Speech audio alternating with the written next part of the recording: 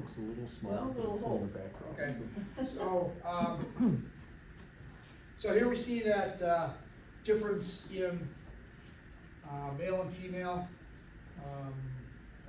Males bright, gaudy, colorful. For breeding purposes, they wanna look, their plumage is the best. And the female is gonna be drabber. Are the hens normally a little smaller? No, Maybe.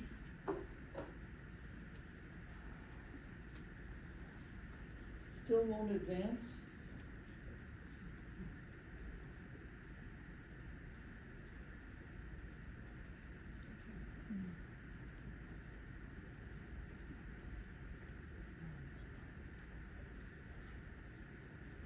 Pretty sure it was a hen. Okay, I think we got it. So, so why are the females more subdued in their plumage? They need camouflage from when they're nesting. Do you see the hen mallard there? That is amazing camouflage right there. So the mallard's range is pretty much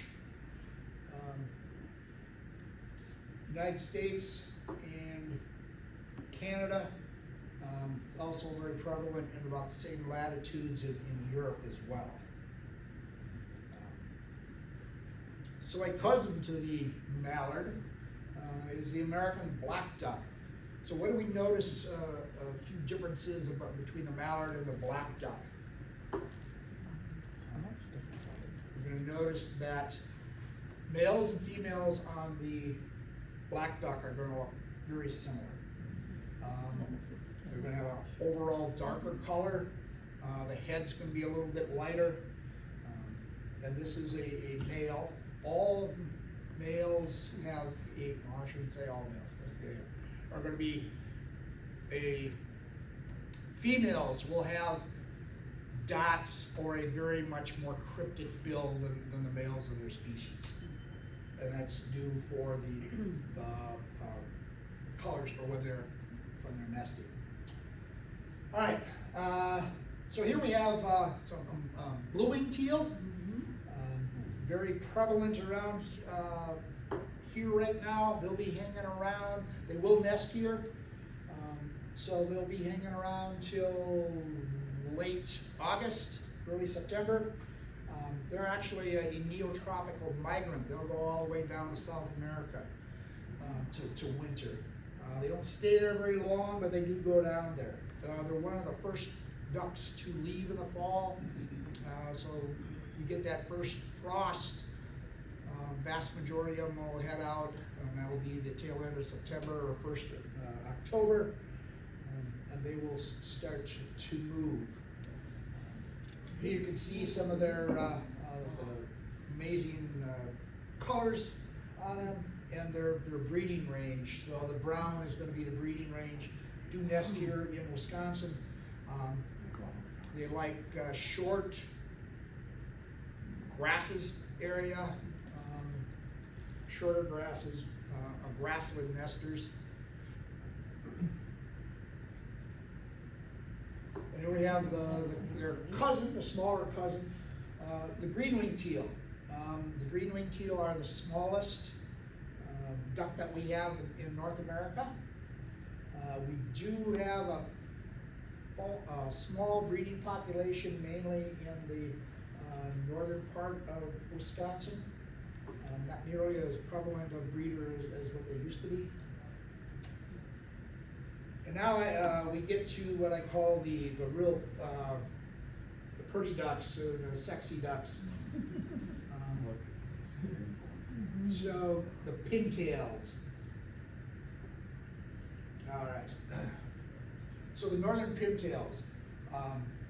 Characteristics of the northern pintails, you're going to have this long, slender neck and a very long and pointed tail. Let's see if we can get the music to play here. Now, when I said not all ducks quack,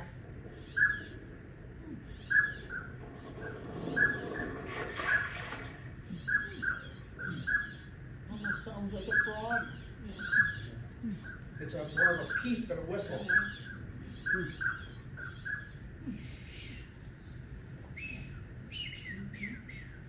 Um,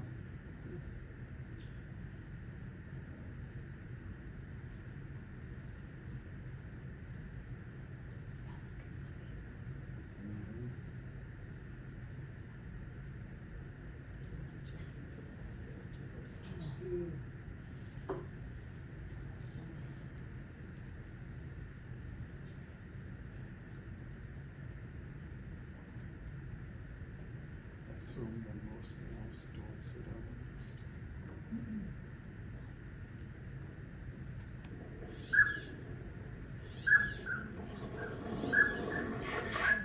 There, okay. So now you can see by their feeding why they're called pintails. Comes to a very sharp point. The drakes and breeding plumage will have that long sprig. It's also another nickname for pintails are sprigs, especially out west. So in flight, very diagnostic. So you see those long, swallow-shaped wings. You see those long, very long necks. You can pick those out of a flock pretty easily if you're looking at and know what to look at. They can hang around with mallards quite a bit. You'll see in mixed flocks and with those. Okay, so another little quiz here. Which one is not a diagnostic characteristic of a dabbling duck? Is it can it fly without running? Is it the bill color? Tips the feed or walks on land easily? A, B, C, or D? Let's B. B. Walks on land. Bill color, yes. So they will have multiple colored bills. If you go back and look at the pintails, they have a very blue and black bill.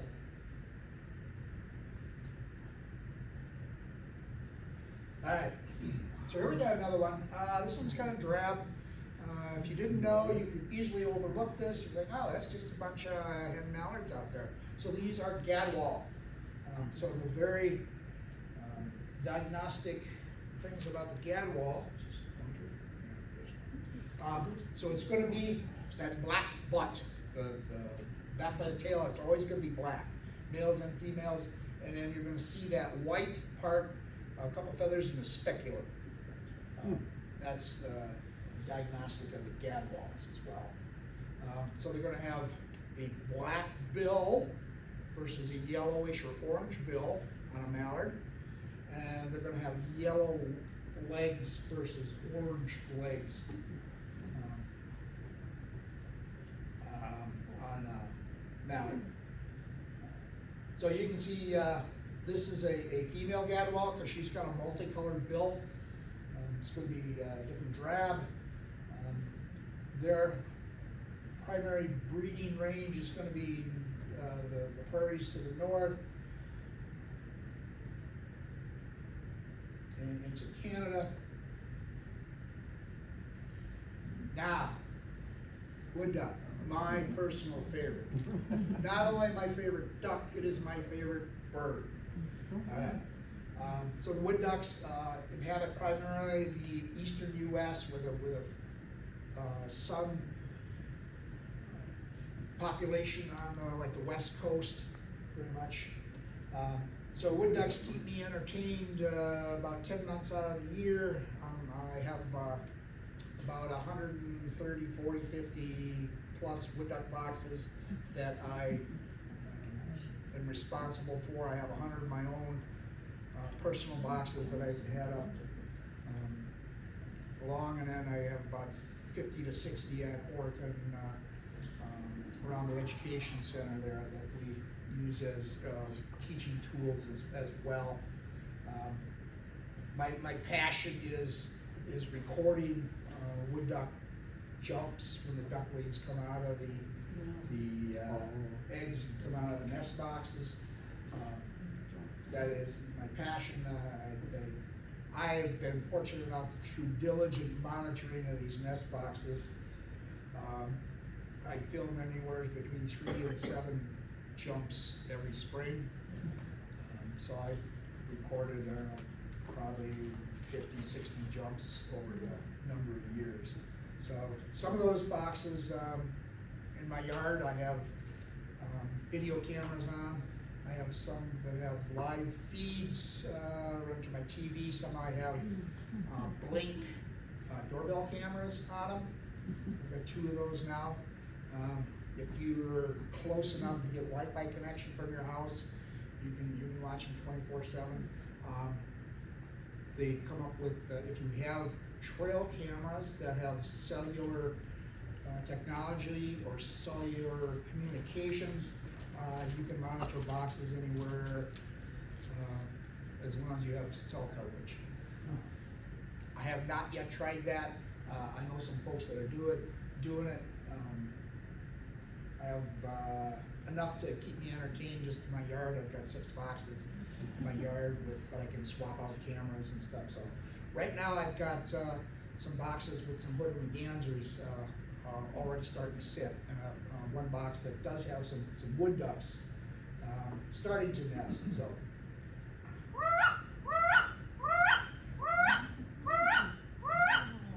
So there's another one that doesn't quack. Right. It does.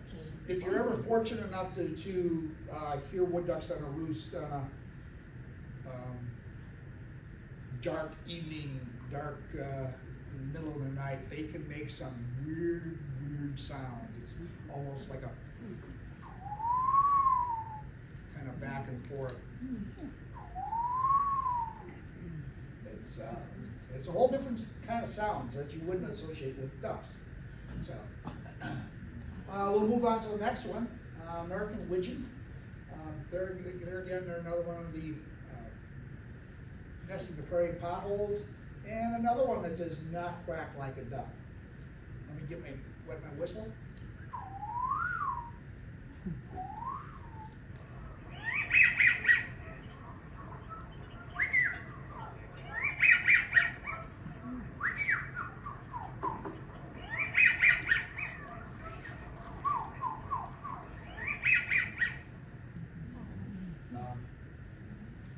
They were formerly known as baldpates, hence the drakes have this white patch that runs up over the top of their head. Some diagnostic features for that. They're going to have white on the wings, but unlike the gadwall, the white on the wings is going to be on the forepart of the wings. So when you see them fly and you see the white, oh, where's the white on the duck? That'll be on the forepart of the wing. This guy here, he's pretty self-explanatory, the northern shoveler. Those also, if you're paying attention as they fly, a lot of times you will see that profile of that bill. So you look at some ducks in flight. So what do we notice about this real quick? Is there any difference in any of those? So there's 2 of them there, they're gonna look darker. The 2 in the middle. As you're looking through a flock or looking through that, like, oh, there's 2 right there. You may not know what they are, but those 2 are different. And those 2 are black ducks. So we had talked about the cousin of the mallards. Okay, fun fact time. Horak National Wildlife Refuge was established to protect what species? C. A? Kennedy. C? C. C? C? Which? A. Well, let's shout one out. A. C. A. C.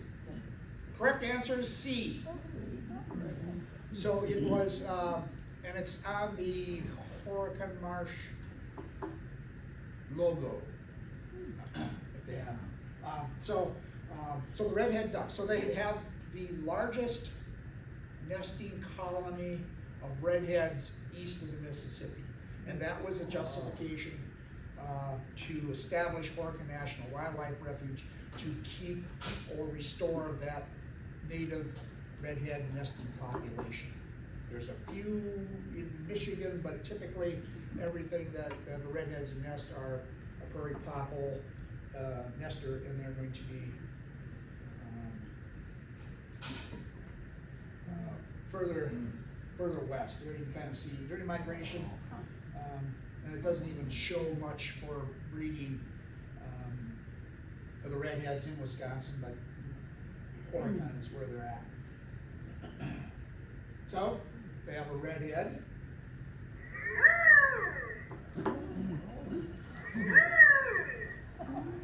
like a mouse. They're pretty quiet. So if you're fortunate enough, go Horkin Marsh on the Federal Refuge side. You take the floating boardwalk around there. You may hear that every so often. They kind of nest in more of the interior.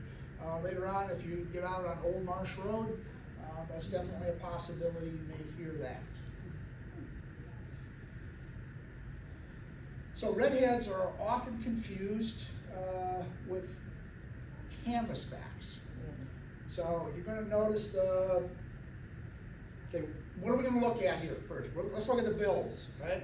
Redheads. Redheads are going to have a multiple colored bill. It's going to be more duck-sized. Canvasback is going to have a dark bill. It's going to have that slope, ski slope type bill.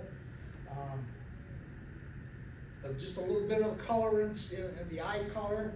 The canvasback's going to be red. The redhead's going to be orange. But the main difference is when you see them, the backs. So the redhead is going to be more gray, and the canvasback is going to be much white. So they got their name from their backs look like the canvas on the old sailing ships, that white fiber or cotton, whatever it was back in the day. That's what the sails are kind of made of, and the first folks was like, oh, that looks just like the canvas sail, so that's why they are called canvas backs. And you'll notice during migration, so we are very, very lucky. If you ever go along the Mississippi River in late October, we get about 80% of the world's canvasbacks that run from St. Paul down to about St. Paul to St. Louis. 80% of the world's canvasbacks travel through there in the fall.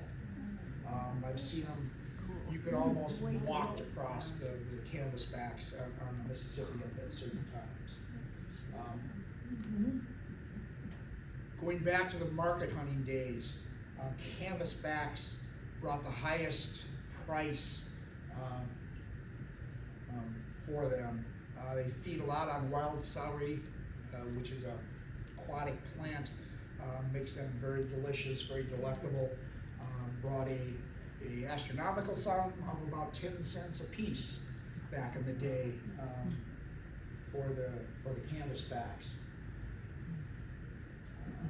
So ringnecks. Here's another one. So this is going to be one. We're getting into our divers. So this is a ringneck. Pretty plentiful duck.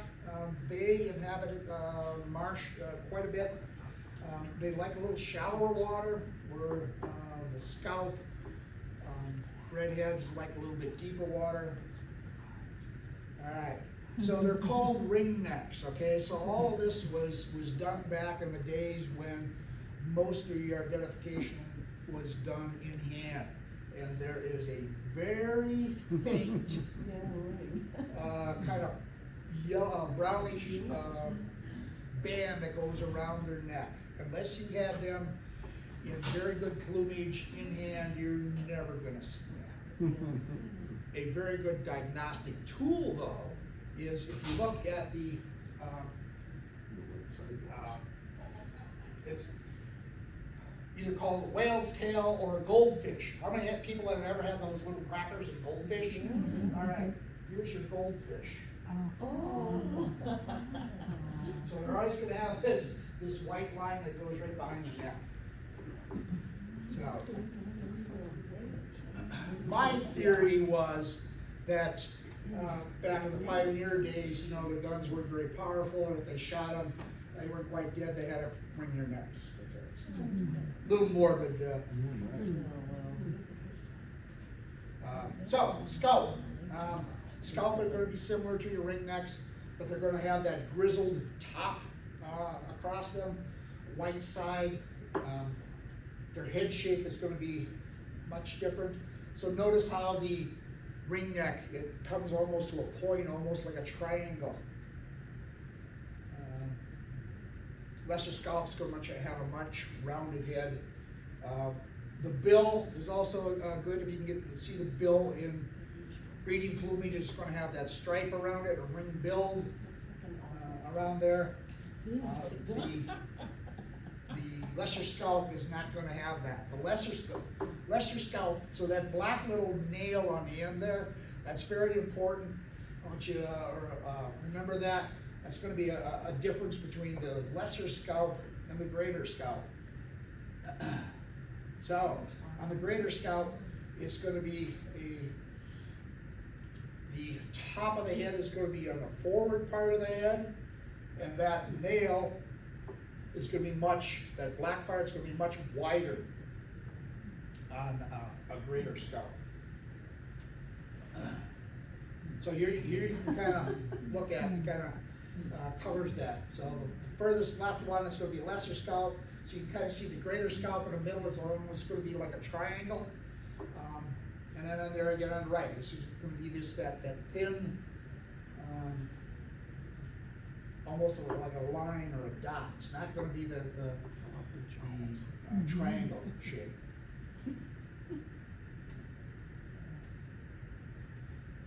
And also, if you can see them when they're flying, so the lesser scalp, that white part of the speculum, that white is going to end at the speculum.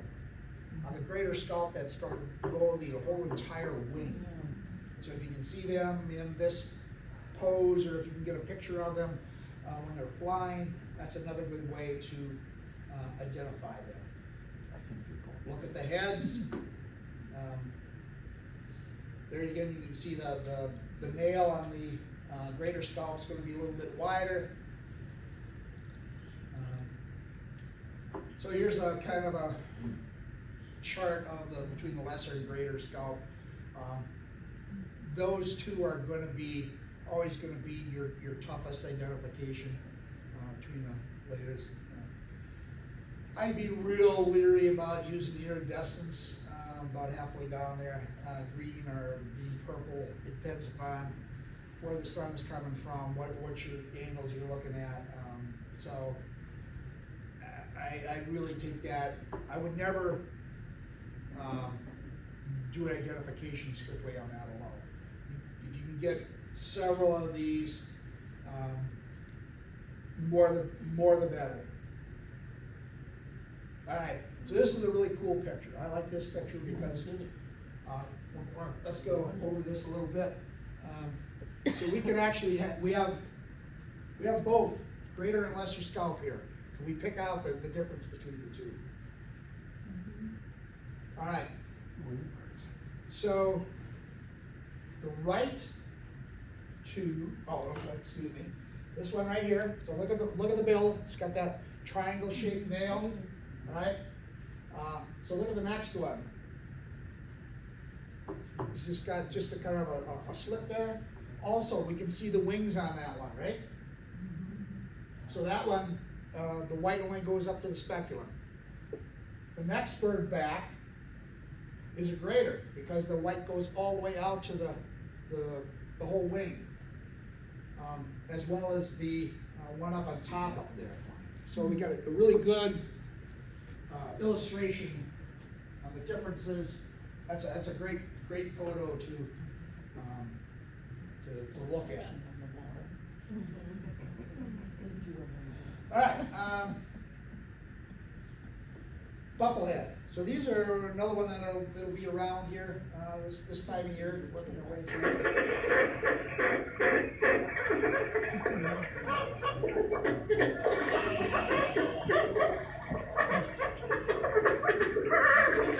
That's a weird sound. It sounds like they're try to quack, but it's just, and they're very small. They're the smallest of the diving ducks. They're the only one that can take off from, do a vertical takeoff without running. They can do that. Very colorful, beautiful plumage on the drakes. They have a purple greenish iridescence. Another one, the common goldeneye. So we're gonna notice that A, they have golden eyes, and B, they're gonna have the males in breeding plumage are gonna have that white oval in front of their eye, between the eye and the bill. And here again.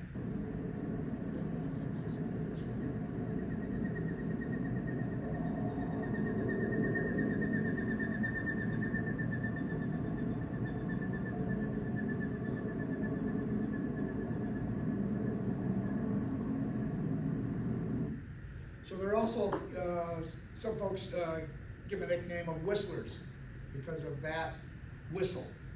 That is not produced by their head, that's produced when they fly, and only at full power when they're flying. In the spring, their wings whistle. I don't know what the modification of their feathers is or why that is, but they do whistle. When they're gliding or coming around or in the fall, you're probably not going to hear them. But most often, if you're somewhere where it's quiet, in a wooded area with a big river or somewhere or on a lake, you could hear that a flock of goldeneyes coming. You'll hear that whistle before you'll see the ducks around. And then this one is kind of unique. This is the ruddy duck. This is one of the, I call it kind of a Horicon specialties.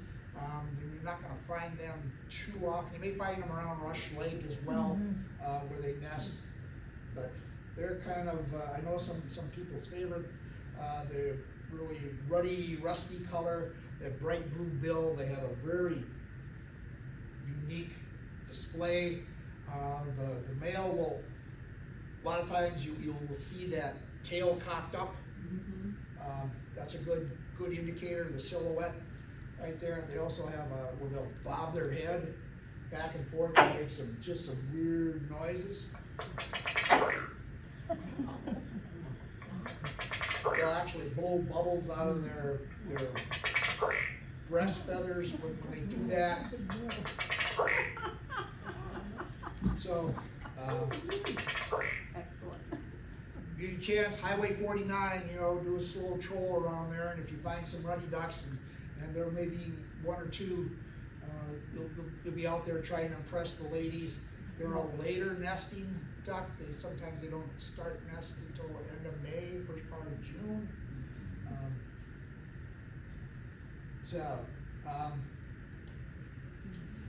Not all ducks nest in the grass. Not all ducks, very few ducks actually nest in marshes. Most of your puddle ducks will nest in adjacent uplands and grasslands. There's a specific number of ducks that nest in cavities, like a bluebird or a tree swallow. So how many species of Wisconsin ducks are cavity nesters? I mentioned a couple of them already.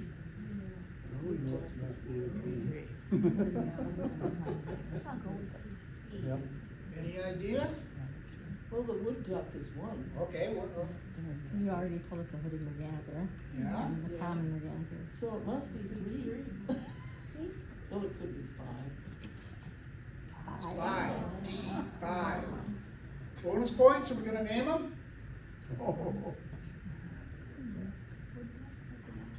Bonus ducks? Okay, we got wood duck, right? That's an obvious one.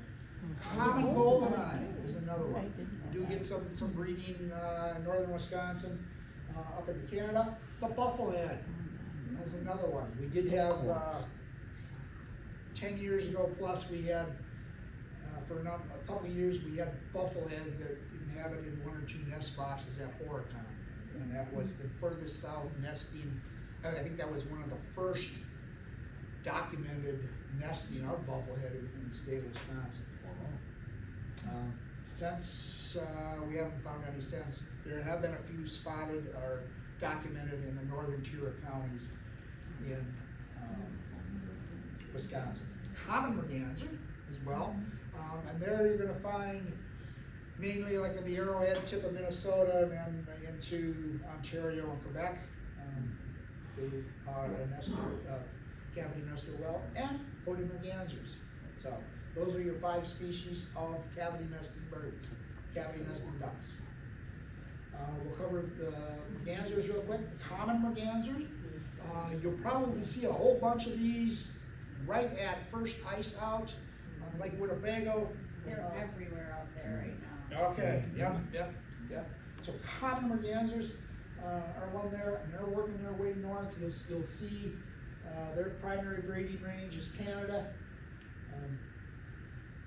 The other one, the red-breasted merganser, or known as the flying Elvises, because they got the weird haircut do. I'm sure you're gonna get those on. Those are the ones that I've been seeing every day this week. Yep, on Lake Winnebago, Green Lake, they're gonna be a big lake duck. We get a handful in Dodge County and Beaver Dam Lakes for us. Inland, that's a pretty good duck. You get even further inland, you may get some below the power plants, dams on the Wisconsin River, along some of the big impoundments and big flowages there, but you're not gonna see them in small water. Even at Horicon, we don't get them Horicon proper. We get them more in the deeper lakes, surrounding areas. And then the hooded mergansers. These are just cool birds, very, very much underappreciated. How much of that is the skull? Pardon? How much of that is the skull? Where his eye is, that's about the top of the skull. Yeah. So hooded mergansers can actually control that, the hood. So that is, they're only gonna show that when he's with a lady there. He's trying to impress the lady during breeding. Most of the time it's gonna be laid down and flat. You won't ever see that raised in the fall at all. He can control that, he can raise and lower it, he can shake it side to side. And they have the dadgummest call that you ever did. If you close your eyes and heard it, you can say, oh, that's frog.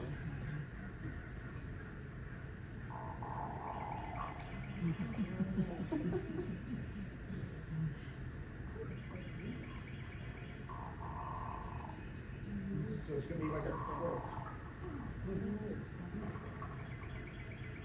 So the hooded mergansers, in my estimation, are one of the underappreciated birds, because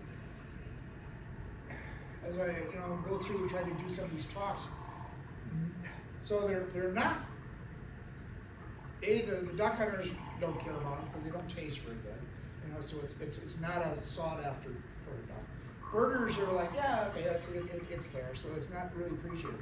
The only real information you can find on hooded mergansers, and that's documented literature and studies, is something that was corollary or relationship to studying wood ducks.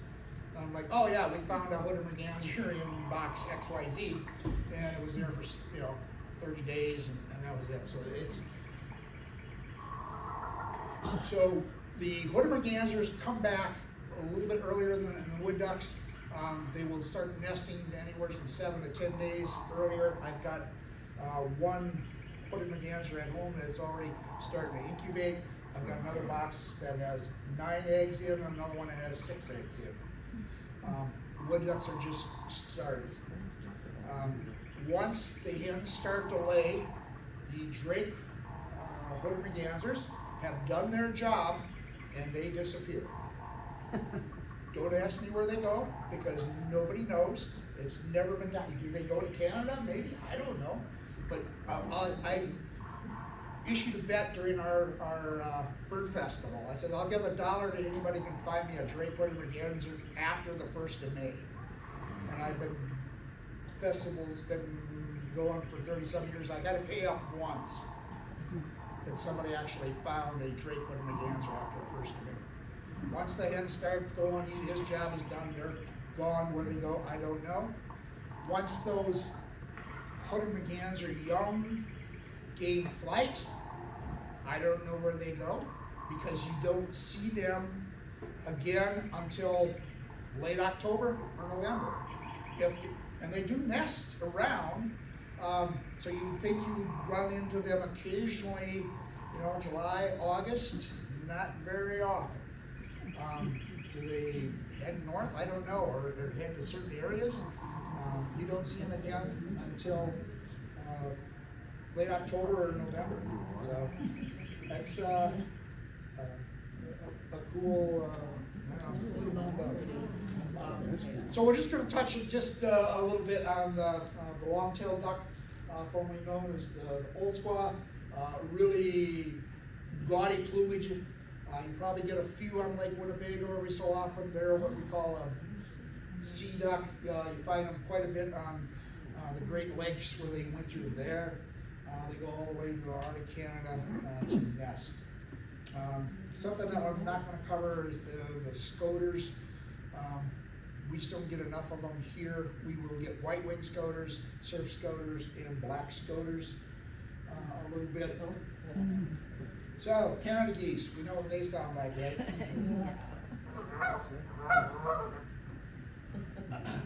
So another species of goose, the Canada goose had like 17 different subspecies. Depends upon where they nested. They all had characteristics, so they took, I think it was the 5 smallest subspecies of geese and made them their own species called the cackling goose. So what do we notice about this? So it's going to be smaller. They can be as small as a mallard duck.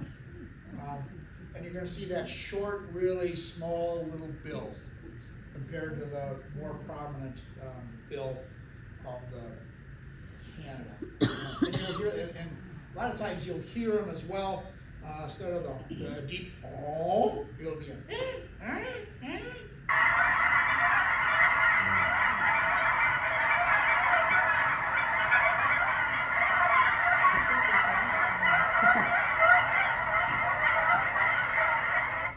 and they will flock together. So as you're watching this time of year, you're watching the flocks of Canada geese, and all of a sudden one's like half the size, like, oh, there they are right there.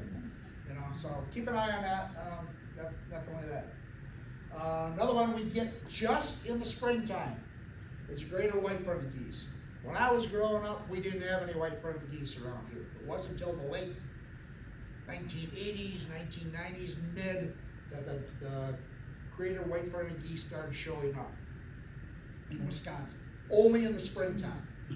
I have a handful of encounters of white-fronted geese in the fall. From the month of March, I can take you any day just about, I can be able to find you some white-fronted geese. Due to the shifting of their migration patterns and the food sources that farming practices. So, think way back when, turn of the last century, snow geese, greater white-fronted geese, migrated all the way down to the southern tip of Texas and the prairie region of Texas. That's where they wintered. We started growing, commercially growing rice. They discovered that leftover fields were had water in, had the leftover rice. That wintering area shifted over to more towards Louisiana. As the rice production went north, so did the wintering population of geese. So now there are wintering snow geese and white-fronted geese in Arkansas and Missouri. So they only go as far as Arkansas. So when the geese start to come back, we get that first big wave of geese, and that's the white-fronted geese. Follow those wave of Canadians, Canada geese coming up, and they get about as far as central Wisconsin, and then they're like, oh, then they'll make the hook, and then end up towards Alaska and Western Canada for the breeding. But that's something, and they also have a very diagnostic call. It's almost like a laugh.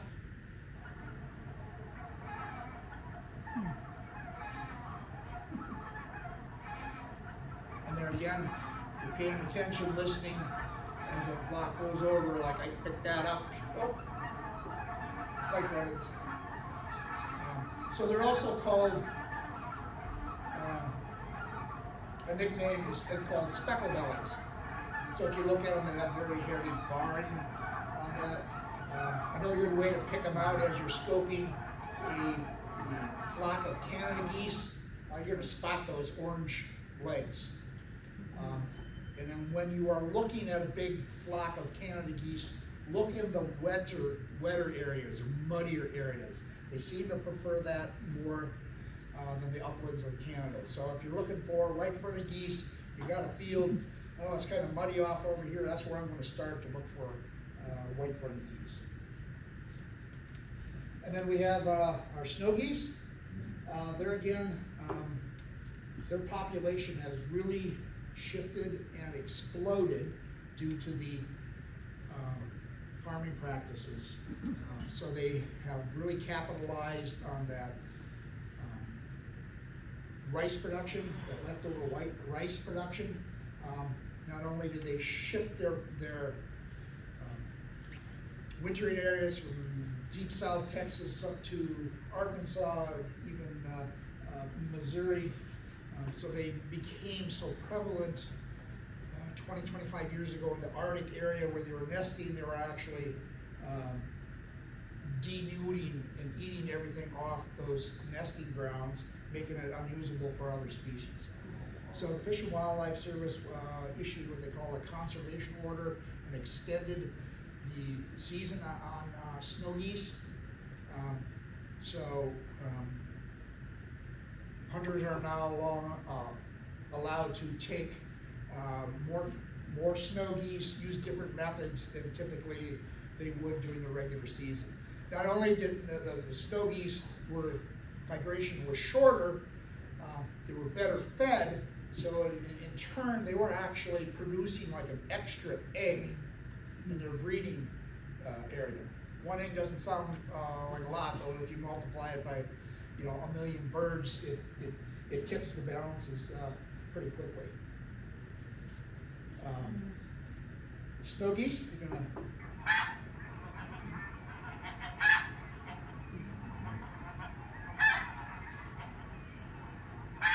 and since that shift in agriculture production now, they almost exclusively use the central flyway. I rarely see any more snow geese anymore. We used to, in the fall, my older brothers would occasionally harvest a couple snow geese every year with the Canadas, but it's been a long time since I've seen any in the fall. And then the Ross's geese. So we're going to notice there again, it's going to have that, they're going to be much smaller, you're going to have that short, stubby bill, and you're going to see what they call the smile on the snow geese. It's going to have that strainer type, and here you're not going to see that. It's going to be like a closed bill. Okay, let's recap quick. Who has larger feet, dabblers or divers? The divers, because they dive and they paddle underwater. There we go, divers is correct. It's going to get us to the last couple here. Any idea what this is? Coot. Coot. So coot do not have webbed feet. They have lobed toes.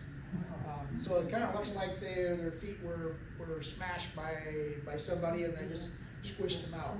Serves the same function for swimming, but it's going to be much different, and it's a totally different critter.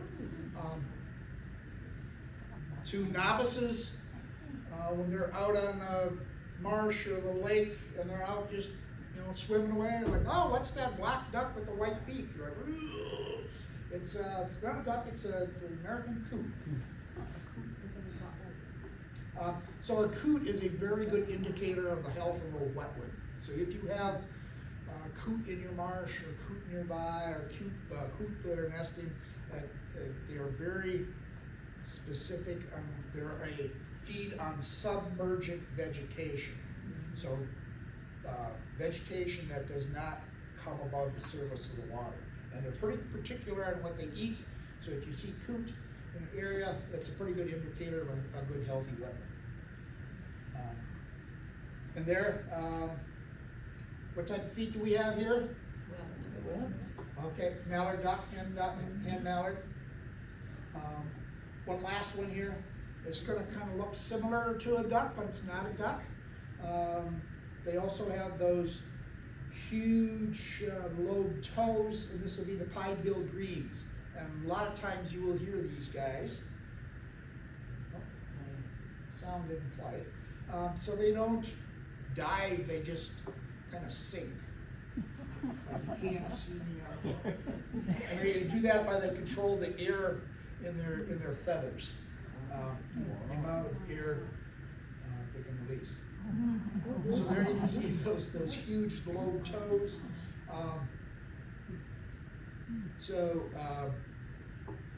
Coot are harvestable species or are considered a game species. Grebes are not, and that's probably the most single most violation of duck hunters they have by shooting grebes. So know your difference. Trumpeter swans.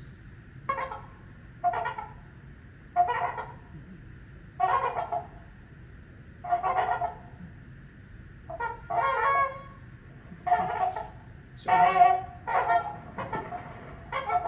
David, was that what we saw?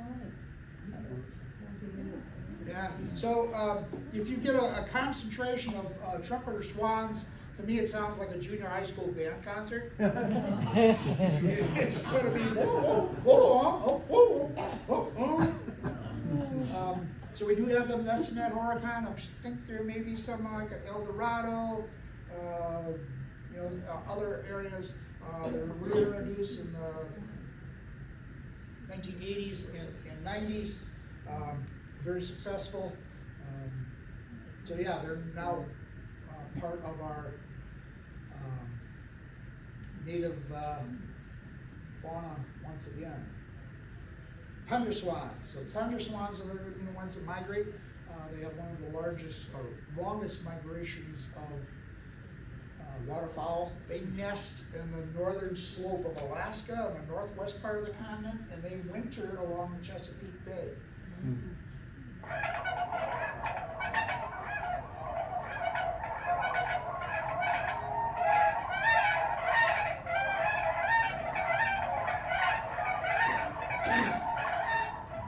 There'll still be maybe a few of them working their way through, but these will be the ones you'll see some flooded cornfields. Sometimes you'll see them by the thousands. Go to the Mississippi River in November, and you will see thousands of them, and you'll hear that. It will be just amazing. Typically, they migrate through about late November. Last couple of years, it's been I've been outside opening weekend of deer season. I'll be there and get reports from some of my fellow hunters like, oh man, I just had a huge flock of tundra swans fly over. You could hear them. It was really cool. So, I've seen them on Sucres Marsh and on Lake Winnebago. yeah, yep. So to tell those apart, unless you can get a good look at the bill, use the voice as a identifier. The lower and slower the trumpet, and then the high woo woo woo woo is the tundra swans. So the tundra swans will have the yellow on the lores above the eye, or the head of the eye. The trumpeters will not. So there's also, let me think here now, which one it is. I think it's the trumpeters in the front come to a V in the front, and in the tundras, it'll be a U shaped. So that's one way Did to they tell. used to be called Whistler swans? Yes, they did. Oh, that's. Yes, the what tundra it used to be is. called whistling Okay, swans. Yeah. Just to get into the master class of bird identification, you also can tell ducks by just their wings alone. That's how conservation officers are trained to tell birds, also biologists. So there's a certain number of duck hunters that are randomly selected to submit wings of ducks that they harvested, and they send those in, so it's a random sampling, and they do it's called a wing bee, like a spelling bee or a sewing bee, like back in the day. So they will take these wings and use to identify them, so it gives them a good sampling or good report of age class. So if they have a lot of young of the year, that means it was a good hatch for that year, so they can adjust numbers in future years accordingly for harvest and season lengths. If they find nearly all adults, that means it was a poor production year. So they can adjust that accordingly as well. So here you can actually tell the males and the females on the mallards, and then mallards in eclipse plumage, late September, it can be a challenge. So the top is the adult male. You'll notice that top white bar does not go into the tertials, which is the second or the last bunch of feathers, and on the bottom portion here, that's a female, and that white stripe will go into the tertials. So there's a other end of the wing is primaries, secondaries, and tertials. So just touching a little bit on that, and if you're really looking for another way to identify waterfowl, it's called the Lamaster method. So it's actually, you can, this little book, it's laminated, you can hold the bill up to that book, and it'll give you the length and size and shape of that bill, and you'll be able to tell a species of duck just by the bill. So that's getting really, really deep into the woods, but that's what we have. So that newfound knowledge that we've just What do we I see? love going to spots like this, breaking out spotting scope, breaking out the binoculars, just looking and listening and see what I can find here. So this was backwaters of the Mississippi River. I think this was on the Iowa side, but areas in late October, early November.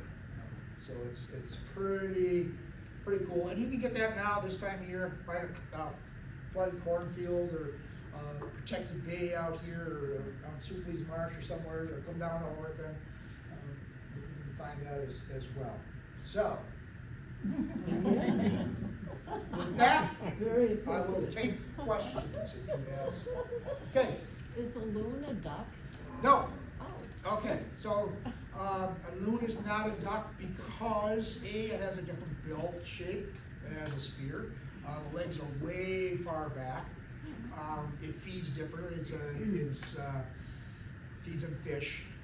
It's more related to the cormorant. So, no, it is not. Yes, sir. Do ducks typically have more than one clutch? Depends upon the species. Wood ducks can, in southern latitudes, have 2 broods a year.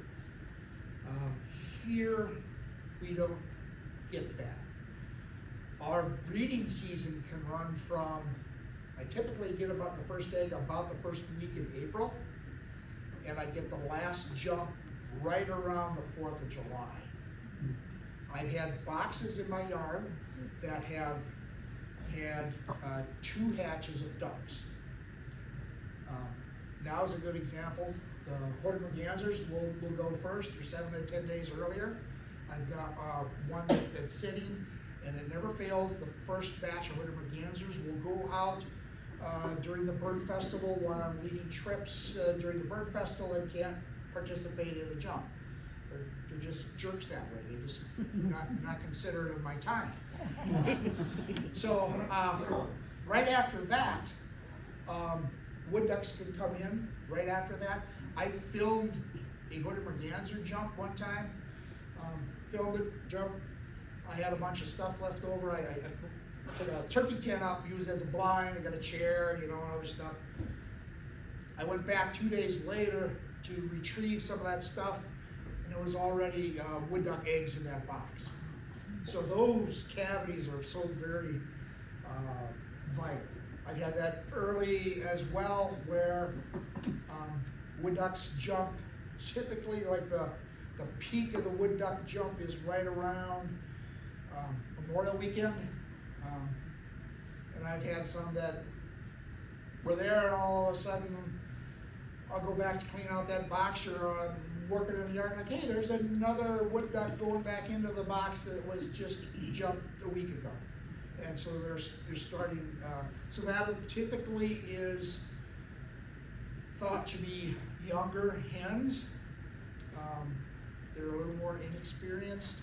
There's a whole really cool research that's been done on wood ducks as far as phenology and hierarchy of wood ducks, and what we used to think of wood ducks. Used to think, they laid 12 eggs and that was all one hen, and it laid right there.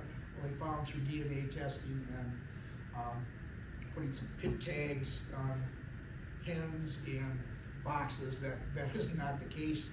It's more than likely 2 to 3 hens. They all will lay in different areas. Mixed clutches are the norm. It's to provide more genetic diversity. That clutch may contain 2 or 3 different hens from different hens. They found that all the boxes that they had, at least 2 hens, different hens had entered there, and as many as 7 different hens may have entered a box at different times. So, just fascinating research that's been done with that. So, How do they decide who incubates the eggs?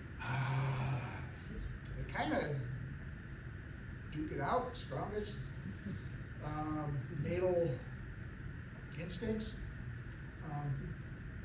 So I've got a box in my yard that I built during COVID, and my wife was working from home during COVID, and so I have a live feed that's hooked up on our TV. So she was working, she could look, see what was in the box.